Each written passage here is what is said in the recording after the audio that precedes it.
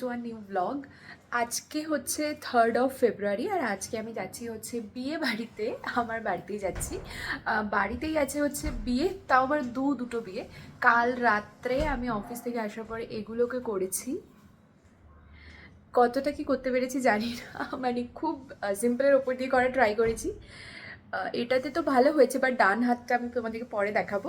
ওইটা আমার খুব একটা পছন্দ হয়নি, কারণ অনেক দিন পরে মেহেন্দি ধরেছি, তো আবার বাঁ হাত দিয়ে ডান হাতে করতে করতে আর সময় তো ছিল না।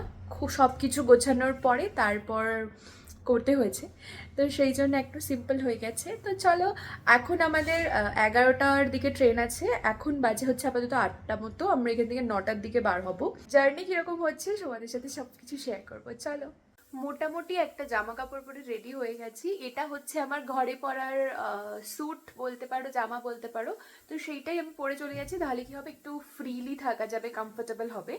আর এখানে তো অত কিছু বাইরে যাওয়ার দরকার নেই, তো সেই জন্যই ভাবলাম যে এটাই পরে চলে যাই। এটা বাইরে বেরোলেও অসুবিধা নেই, তেমন একটা খারাপ দেখতে না, তো তাই জন্য এইটাই। তাহলে একটা জামা আমাকে কম নিতে হচ্ছে, কারণ আমার সাথে দুটো ট্রলি যাচ্ছে। বাই দ্য ওয়ে, আমি ট্রেনেই যাচ্ছি, এসএমবিটি থেকে আমার ট্রেন আছে। আজকে উঠবো, কালকে বিকেলবেলা নেমে যাবো। আর ওখান থেকে তো আমার বাড়ির লোক আসবে রিসিভ করতে, তো ওখান দিয়ে চলে যাবো। বিয়ে বাড়িতে যাবো বলে আগের দিন মানে রবিবারে আমি হেয়ার কাট করিয়ে এসেছি। এখান থেকে টনিয়ান গাইসে গেছিলাম, ওখান থেকে হেয়ার কাটটা করিয়েছি। কীরকম লাগছে জানিও। এখন যদি ওরা ব্লো ড্রাই করে একটু সেট করে দিয়েছে, স্টাইল করে দিয়েছে, তো আমিও একটু একটু শিখে এসেছি, যাতে আমার যে ড্রায়ারটা আছে, ছোটোখাটো যে ড্রায়ারটা আছে, ওটা দিয়ে আমি টুকটাক কিছু স্টাইল করতে পারি। বিয়ে বাড়ির জন্য আমি ওপেন হেয়ার স্টাইল রাখবো, তো ওদেরকে আমি সেরকম সব কিছু বলে দিয়েছিলাম। তো ওরাই আমাকে বললো যে এই হেয়ার স্টাইলটা করতে। আর আমি বলেছিলাম সামনের দিকটা একটু স্মল রাখতে, একটু ছোট রাখতে, তো ওরা তাই রেখে দিয়েছে। এখন যাচ্ছি হচ্ছে নিচে, আমার একটা পার্সেল এসছে, তো এখনই কল করলো, এখন চলো নিচ থেকে নিয়ে আসি।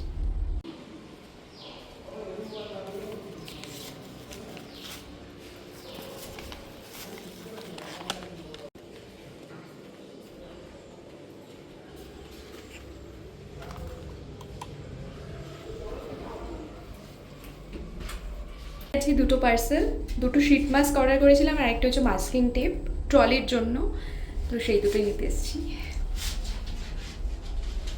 তো এখন আপাতত আমি হচ্ছে এখানে দুটো ডিম বসিয়ে দিয়েছি সিদ্ধ হওয়ার জন্য। আর কিটটিকেও প্যাক করে নিয়েছি, না কিটটিকে আমার সাথে নিয়ে যাচ্ছি না, ওকে আমার একটা ফ্রেন্ডের কাছে দিয়ে যাব, ও খেয়াল রাখবে। কিটটির খানা লবণ সব কিছু এখানে রাখা আছে। আর এই তো ভাবছি চকলেটটাকে নিয়ে যাব সাথে করে, তাহলে খেতে পারবো। নিয়ে রাখি, যদি যদি খেতে ইচ্ছা করে খেয়ে নেব, নিয়ে রাখি। আমি জানি না এর মধ্যে থেকে আমি আর কি কি নিয়ে যাব। আমার তো এখনও মনে হচ্ছে যে সব কিছু লাগবে আমার। আমি প্যাকিংয়ের দিক থেকে, জিনিসপত্র গোছানোর দিক থেকে এত কাঁচা। আর কালকে এই মেহেন্দিটা আমি কিনেছি, এটা না আমি জানি না এটা কী মেহেন্দি, নেহা মেহেন্দি, বাট আমি জানি না এটা কীরকম একটা কালার এসছে, মানে এখনও তো কালার ঠিকমতো ফোটেনি, বাট মেহেন্দির যে পেস্টটা হয় না, ওটা যেরকম একটা ব্রাউন কালারের হয়, এটা কিন্তু একটা গ্রেইশ অ্যাশ কালার টাইপের পেস্ট এসছে। আমি তো দেখে প্রথমে ভয় পেয়ে গেছিলাম যে কী রকম কী না আসবে। এটা নিতে হবে, এইটা নিতে হবে। স্টুডিওর এই নেলসগুলো আমার কাছে অনেক দিন ধরে ছিল, ভেবেছিলাম এই বিয়েবাড়িতে আমি এইগুলো পরবো, বাট এগুলোতে আমি না আমার নেলসের শেপে আনতেই পারিনি, বিশ্বাস করো। আমার এই নেলসগুলো খুব পছন্দ ছিল, যেহেতু ক্যাটস আই ছিল, আর আমার এইবার একটু বাজেট কম ছিল বলে আমি আর এক্সটেনশন বা জেল পলিশ কিছু করাতে পারিনি। তো সেই জন্য আমি ভাবলাম যে এইটা রাখা আছে ঘরে, তো এটাই পরে নেব। বাট এটাতে না আমি শেপ করে ফাইল করে আমার নিজের নখের সাইজে আনতেই পারিনি, মানে এত বড় বড় নেলস হয়ে যাচ্ছে, নয়তো ছোট হয়ে যাচ্ছে। তো আমার কাছে এই নেলসগুলো আগে রাখা ছিল, এগুলো অন্য একটা কোম্পানির নেলস, দাঁড়াও তোমাদেরকে দেখায়। এইটা হচ্ছে এই পেপ নেলস, আই থিঙ্ক, হ্যাঁ এটা হচ্ছে পেপ নেলস।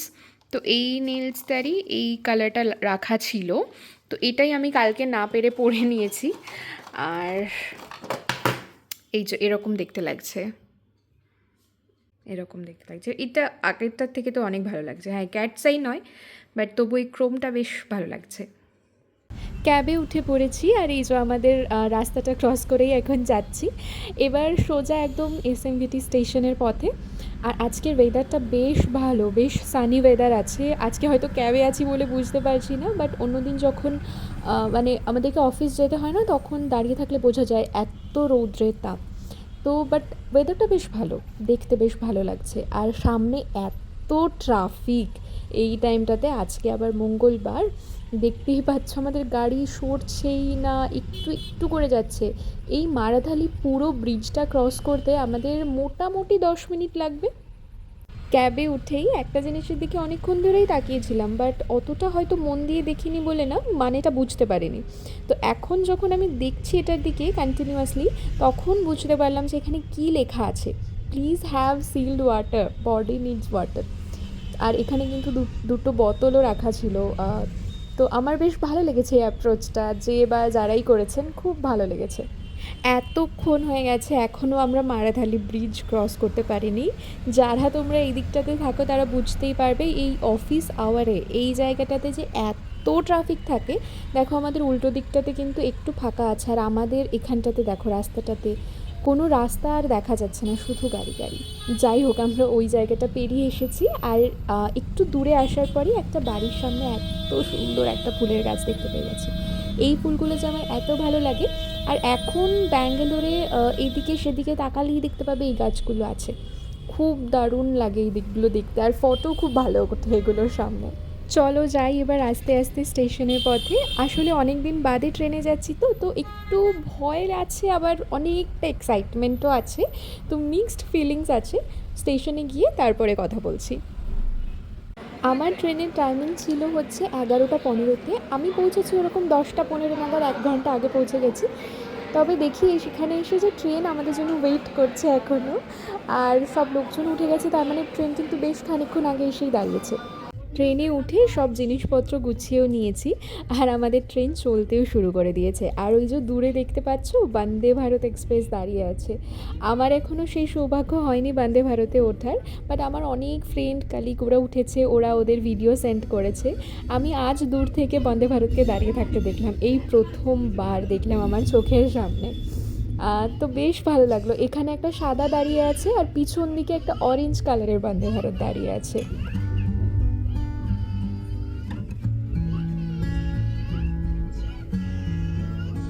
চলো এবার ওয়েট করা হচ্ছে কখন ট্রেনটা পৌঁছাবে হাওড়া, আর আমি বাড়িতে পৌঁছাতে পারবো। আগেও আমি 2-3বার এই ট্রেনে জার্নি করেছি। যতবারই গেছি ততবার হাওড়াতে পৌঁছানোর সময় খুব দেরি করেছে ট্রেনটা। 5টা 5-এর দিকে বিকেলবেলাতে আমাদের নামানোর টাইমিং থাকে, বাট ওটা নামায় 7টা 7:30 এরকম। ট্রেনে উঠেই যেহেতু আমার সাইড লোয়ারে সিট পড়েছে, তো সেই জন্য আমার সামনেই আরেকজন বসেছিলেন, তো সেই জন্য কোনো ভিডিও করতে পারিনি। একটু লজ্জা লাগে আমার এখনও সবার সামনে ভিডিও করতে। তো দুপুরের লাঞ্চ হয়ে গেছে, আর এই এখন বিকালের স্ন্যাক্সও দিয়ে গেছে। এর মধ্যে 1 ঘন্টা ঘুমিয়েও নিয়েছি। আর বিকেলের স্ন্যাক্সে দেখো স্যান্ডউইচ আছে, একটা সিঙ্গারা আছে, একটা চায়ের কিট দিয়ে গেছে, আর এখানে আছে হচ্ছে চিড়ে ভাজা আর বাদামের চিক্কি। বিকালের স্ন্যাক্স তো কমপ্লিট হয়ে গেছে খাওয়া, আর আমার এখানে বিছানাটাও আমি বেশ তৈরি করে নিয়েছি। আর একটু আরাম করে বসে বাইরের দৃশ্য দেখতে দেখতে চলো এবার যাওয়া যাক। এটা হচ্ছে জার্নির সেকেন্ড ডে। ফার্স্ট ডেতে তেমন কোনো ক্লিপ নেওয়া হয়নি, আর এখন সেকেন্ড ডে আমরা এখন বেশ অনেকটা দূরেই চলে এসেছি। ভুবনেশ্বর ক্রস করে গেছি, এবং 30 মিনিটস আগে ক্রস করেছি নির্ধারিত যে টাইম ছিল তার। এবং ভুবনেশ্বর ক্রস করার সাথে সাথেই এত সুন্দর নদীগুলো এখান থেকে ক্রস করে না ব্রিজের ওপর থেকে, খুব ভালো লাগে। সেই জন্যই আমিও ক্যামেরাবন্দি করে নিয়েছি। আর এই কাজটা, ট্রেনের কাজটা একটু ঘোলাটে, সেই জন্যই ভিডিওগুলোর আসল কোয়ালিটি আমরা চোখে যেরকম দেখতে পাচ্ছিলাম ততটা ভালো লাগছে না হয়তো ক্যামেরাতে, তবুও তোমাদের জন্য একটু রেখে দিলাম। এখন কি ক্রস করছি সেটা হয়তো তোমার দেখে আন্দাজ করতে পারছো, এটা হচ্ছে ক্ষীরাই। আমি ঘুম থেকে উঠেই দেখি এক গাদা ফুলের মাঝখান দিয়ে ট্রেন যাচ্ছে, তো সেই জন্যই ক্যামেরাটা অন করে নিয়েছি।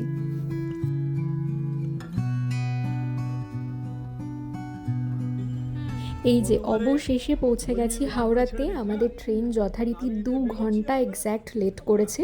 যখন একেবারে হাওড়ার কাছাকাছি চলে এসেছে এবং ট্রেন বিভিন্ন স্টেশনে দাঁড়াচ্ছে ট্রেন পাসিংয়ের জন্য, তখন না আর ভালো লাগছে না, আর নিজেকে আমি ওখানে বসিয়ে রাখতেই পারছি না। মনে হচ্ছে কখন আমি নিচে নামবো, বাড়ির লোকের সাথে দেখা করব। তারপরে একদম 7:05 কি 10-এর দিকে আমাদের ট্রেনটা ঢুকেছে এখন। আর আমার দেখাও হয়ে গেছে কাকুর সাথে, খুব বেশি খোঁজাখুঁজি করতে হয়নি। কাকু গাড়ি নিয়েও চলে এসেছে, আমরা গাড়িতে উঠেও পড়েছি, পার্কিং লটে আছি এখন। আর সামনেই দেখো হাওড়া স্টেশন।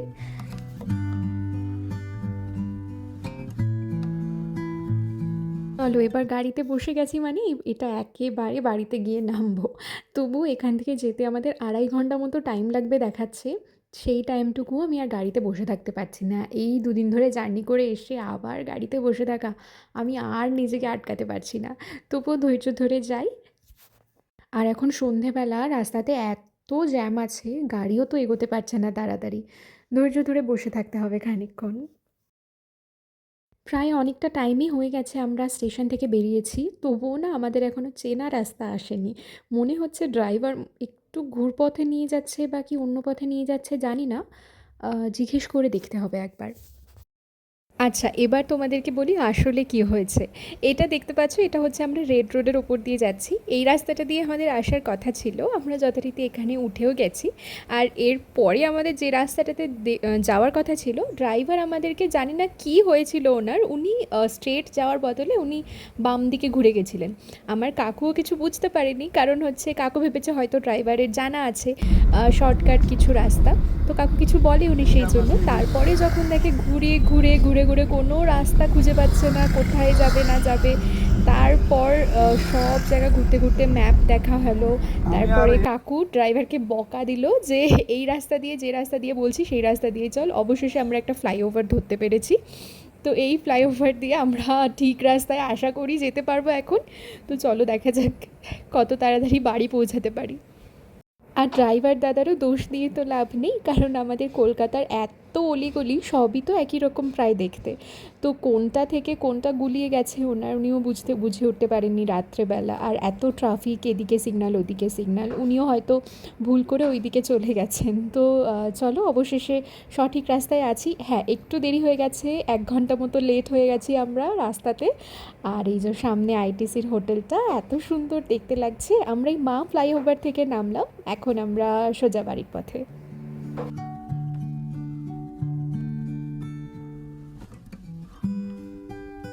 প্রায় চলে এসেছি বাড়ির কাছাকাছি। আর বাড়িতে যাওয়ার আগে একটু ফুচকার দোকানে দাঁড়িয়ে গেছি। আমার কাকুর দুজনেরই একটু ফুচকা খাওয়ার মন হয়েছে এখন এই রাত্রেবেলা। এখন 10টা, 10:30 মতো বাজে প্রায়। ফুচকা খেয়েই তাই ঘরে যাব, ঘরে গিয়ে আবার ভাত টাত খাবো। তো চলো আজকের এই ভিডিওটা এই পর্যন্ত। পরের ভিডিওগুলোকে দেখতে ভুলো না। ততক্ষণ টাটা।